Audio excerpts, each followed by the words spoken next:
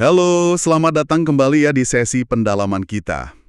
Hari ini kita fokus ke inti pemikiran Viktor Frankl dari bukunya Man's Search for a Meaning. Spesifiknya bab logoterapi secara singkat.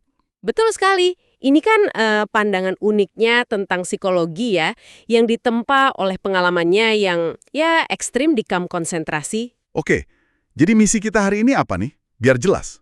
Kita coba pahami esensi logoterapi ini ya, langsung dari sumbernya. Anda mungkin ingat pertanyaan pembukanya yang lumayan menusuk itu. Oh, yang mengapa Anda tidak bunuh diri? Pertanyaan itu jadi titik awal pencarian makna ini ya. Nah iya, tepat sekali. Dan penting juga dicatat, logoterapi ini kan sering disebut mazhab psikoterapi Wina ketiga ya, setelah Freud dan Adler. Iya. Bedanya apa tuh kalau gitu? Fokusnya itu loh sangat unik, bukan pada kesenangan kayak Freud atau kekuasaan kayak Adler, tapi fokus utamanya pada makna, kehendak untuk bermakna. Kehendak untuk bermakna, will to meaning. Tapi apa sih yang bikin Frankl yakin itu kalau ini motivasi primer kita? Bukan katakanlah cuma pemanis saja gitu? Gini, Frank kan melihatnya sebagai fakta eksistensial, bukan cuma teori. Dia nunjukin bukti kok, misalnya ada survei di Prancis, hasilnya 89% responden itu ngaku butuh sesuatu untuk hidup. Bahkan 61% rela mati demi seseorang atau seseorang itu. Wow, 61%. Iya, terus ada lagi survei di kalangan mahasiswa AS. Mayoritas besar, 78%, itu memprioritaskan menemukan tujuan dan makna hidup di atas segalanya loh. Oke. Jadi ini emang kebutuhan dasar banget ya, bukan sekunder. Betul, kebutuhan mendasar manusia modern. Nah, terus gimana kalau kehendak untuk bermakna ini terhalang? Apa yang terjadi? Nah, itu dia yang Frankl sebut sebagai frustrasi eksistensial. Frustrasi eksistensial. Beda ya sama frustrasi biasa? Beda. Ini frustrasi di level makna. Dan ini bisa memicu yang namanya neurosis noogenik. Neurosis noogenik. Apalagi itu? Jadi, ini jenis neurosis yang akarnya bukan di konflik psikologis biasa, kayak Oedipus kompleks gitu, tapi di dimensi nogologis atau spiritual kita. Contohnya ada diplomat AS yang frustrasi sama kerjaannya. Psikoanalisnya bilang masalahnya figur ayah. Tapi menurut Frankl, bukan itu. Masalahnya ya karena kerjaannya nggak sesuai lagi sama kehendak untuk bermaknanya dia. Oke. Jadi sumbernya beda ya? Iya. Dan penting nih, merasa hampa atau putus asa soal makna hidup itu nggak selalu berarti penyakit mental loh. Bisa jadi itu cuma ya tekanan eksistensial yang wajar aja. Ini menarik. Karena biasanya kan kita mikir cari ketenangan itu ya harusnya hilangin semua tegangan. Tapi Frankl punya ide beda ya soal no dinamika itu. Tepat sekali. Ini salah satu ide Frankl yang paling kuat menurut saya. Dia menolak konsep homeostasis, keseimbangan tanpa tegangan, sebagai tujuan utama kesehatan mental. Justru sebaliknya, dia bilang kita itu butuh tegangan sehat. Tegangan sehat?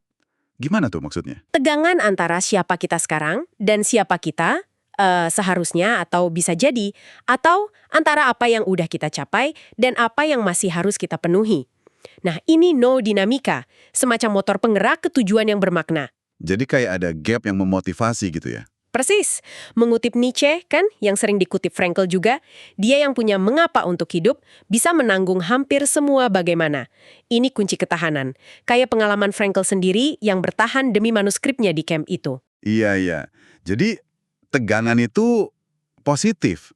Tapi gimana kalau tegangannya malah hilang? Atau orang ngerasa nggak punya arah sama sekali? Nah, ketiadaan tegangan sehat inilah yang bisa mengarah ke vakum eksistensial. Vakum eksistensial, kedengerannya nggak enak ya? Ya, memang. Perasaan hampa, bosan, nggak bermakna gitu.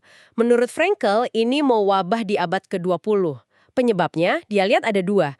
Manusia kehilangan panduan insting kayak hewan, tapi di saat yang sama, tradisi yang dulu kasih arah hidup juga mulai pudar. Jadi kayak bingung gitu ya, mau ikut apa? Betul, akibatnya orang cenderung ikut-ikutan aja apa kata orang banyak, itu konformisme, Atau ya tunduk aja sama figur otoriter, totalitarianisme.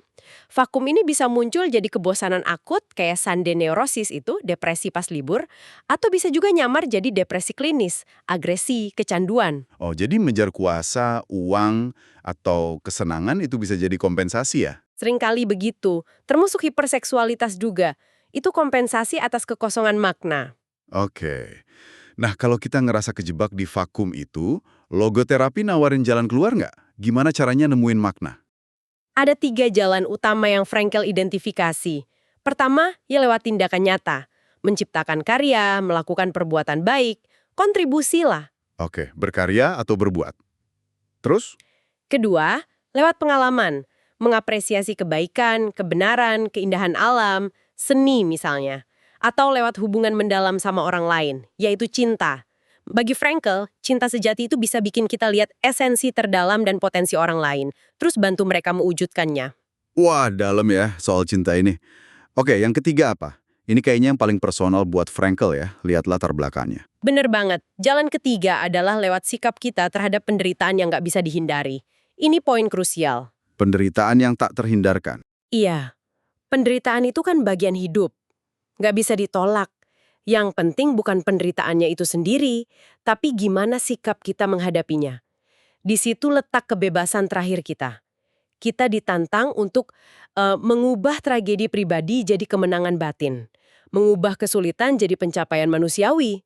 Ada contohnya nggak? Biar lebih kebayang. Contoh klasiknya itu dokter tua yang berduka banget karena istrinya meninggal.